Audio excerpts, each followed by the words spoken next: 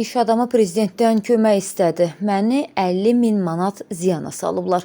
Türkiyəli iş adamı Sweet Fresh Tarım Ürünləri Sənaye və Ticarət Limited şirkətinin rəhbəri Ceyhun Mahmudzadə bir xəbər mediaya müraciət edərək üzləşdiyi problemin ictimailəşdirilməsini və ona köməklik göstərilməsini xahiş edib.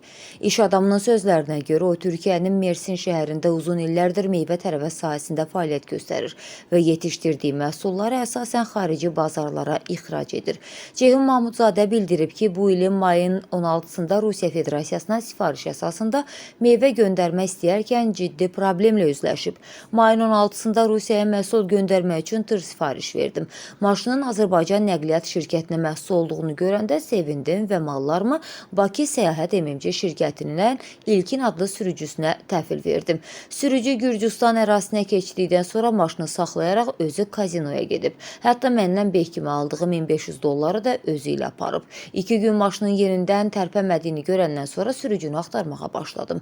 Tapmadığım üçün daşıyıcı şirkət olan Bakı Səyahət MMC-nin rəhbərliyindəki İbad adlı şəxslə əlaqə saxladım deyə o bildirib. Şikayətçinin sözlərinə görə birgə axtarışlardan sonra yükün Rusiyaya çatdırılması üçün başqa sürücü tapıb.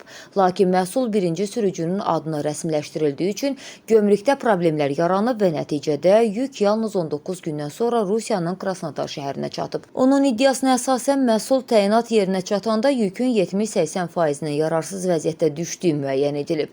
Ceyhun Mahmudzadə baş verənlərə görə daşıyıcı şirkətin məsuliyyət daşıdığını bildirərək şirkətlə danışıqlar aparmağa çalışdıqlarını qeyd edib.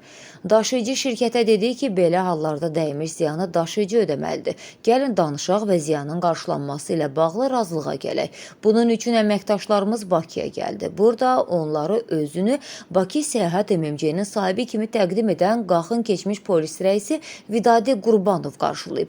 Uzun müzakirələrdən sonra o dəymiş ziyanın cəmi 5000 manatını ödəyəcəyini qeyd edib.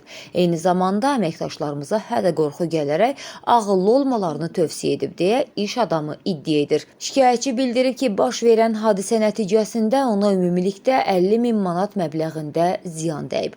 Bu səbəbdən Ceyhun Mahmudzadə Azərbaycan prezidenti İlham Əliyevə müraciət edərək məsələnin araşdırılması və dəymiş ziyanın ödənilməsi üçün köməklik göstərilməsini xahiş edib. Cənab Prezident, bizə dəymiş ziyanın ümumi məbləği 50 min manatdır. Sizdən xahiş edirəm ki, ziyanın ödənilməsi üçün aidiyyatı qurumlara müvafiq göstəriş verəsiniz. Prezidentə müraciətimin cavabsız qalmayacağına inanıram. Ümidim Azərbaycan prezidenti İlham Əliyevədir deyə müraciətdə bildirilir. Qeyd edək ki, mövzuda yer alan məlumatlar və iddialar müraciət edən şəxsin mövqeyini əks etdirir. Səsləndirilən iddialarla bağlı qarşı tərəfində mövqeyini işıqlandırmağa hazırıq.